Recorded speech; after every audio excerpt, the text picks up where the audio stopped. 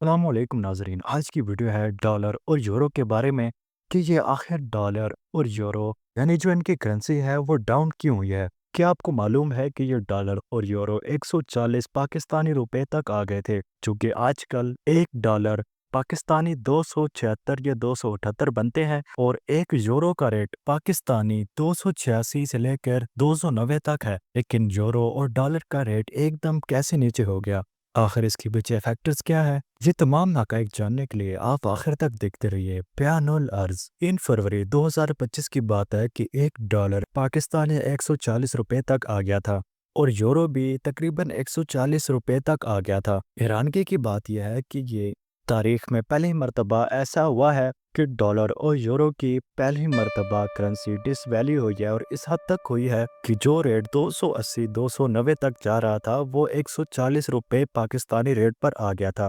Personally طور پر میں بھی خوش ہو گیا تھا، کافی لوگ اس بات سے خوش ہو گئے تھے کہ اب کرنسی ڈس ویلیو ہو گئی ہے، ہو سکتا ہے کہ پاکستان اور دیگر ڈیولپنگ کنٹریز ہیں ان کو مزید تیزی سے ترقی کرنے کا موقع ملے گا۔ لیکن ایک یورو کا ریٹ 4 فروری کو دوبارہ سے 287 PKR یعنی پاکستانی روپے تک آ گیا تھا، لیکن ٹھیک 3:30 بجے دوبارہ سے یورو کی جو کرنسی ہے اور ڈالر کی کرنسی وہ دوبارہ سے نیچے ہو گئی کہ یورو 144 پاکستانی روپے اور ایک ڈالر کا ریٹ پاکستانی 277 یعنی معمول کے مطابق ہی تھا۔ لیکن اب 4 فروری سے لے کر اب تک یورو کا ریٹ 289 پاکستانی روپے اور ڈالر کا 277 یا 278 پاکستانی روپے ہو گیا ہے، یعنی یورو اور ڈالر اپنی اوقات میں آ گئے ہیں۔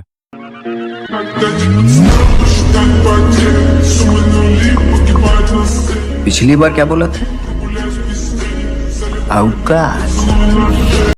اب ہم یہ جانیں گے کہ ان کرنسی کے گرنے کے فیکٹرز کیا تھے۔ سب سے پہلا فیکٹر ہے مہنگائی، انفلیشن، یعنی اگر کسی ملک میں مہنگائی ہوتی ہے اور مہنگائی کی شرح نیچے کی طرف نہیں آتی تو سمجھو اس ملک کی کرنسی ڈس ویلیو ہو جاتی ہے اور آگے تک اس ویلیو ہی رہتی ہے۔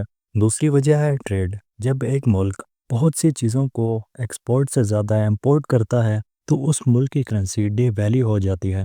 تیسری جو اہم وجہ ہے وہ ہے انٹرسٹ ریٹس، یعنی بہت سے لوگ ہیں جو ٹریڈنگ کرتے ہیں وہ ڈالر کی کرنسی سے کرتے ہیں، انویسٹ کرتے ہیں تو ڈالر کی کرنسی سے کرتے ہیں، منی کو ایکسچینج کرتے ہیں تو ڈالر کی کرنسی سے ہی کرتے ہیں، کیونکہ ڈالر ایک طاقتور کرنسی ہے۔ لیکن بہت سے لوگ یعنی انویسٹرز، ٹریڈرز اور منی ایکسچینجر ڈالر کو استعمال کرنا چھوڑ دیں اور دوسری کرنسی کو استعمال کرنا شروع کر دیں تو اس سے ڈالر ڈی ویلیو ہو جاتا ہے۔ چوتھی وجہ ہے اکانومک انڈیکیٹرز، جس میں اکانومی کی گروتھ، امپلائمنٹس کے ریٹس اور اس ملک کی مکمل جی ڈی پی، یعنی یہ تمام چیزیں ایک کرنسی پر ہی انحصار ہوتی ہے۔ اگر یہ تین چیزیں کم پڑ جائے یعنی جی ڈی پی کم ہو جائے، امپلائمنٹ ریٹس کم ہو جائیں اور اکانومک گروتھ ایسا ہو جائے تو اس سے کرنسی ڈی ویلیو ہو جاتی ہے۔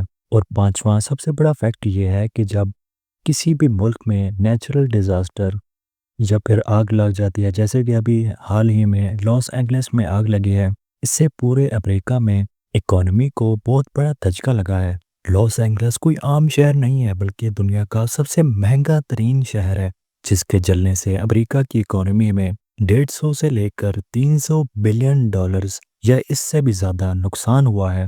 یہ تھے 5 فیکٹرز جن کی وجہ سے ہماری کرنسی ڈس ویلیو ہو سکتی ہے۔ یورو اور ڈالر کیوں ڈاؤن ہوئے، کیوں ڈی ویلیو ہوئے ایک دن کے لیے یا 2 دن کے لیے، اس کی اسپیسیفک انفارمیشن پورے انٹرنیٹ میں موجود نہیں ہے، لیکن ان 5 فیکٹر میں سے ایک فیکٹ ضرور ہوگا جس کی وجہ سے یورو اور ڈالر ڈی ویلیو ہوئے تھے۔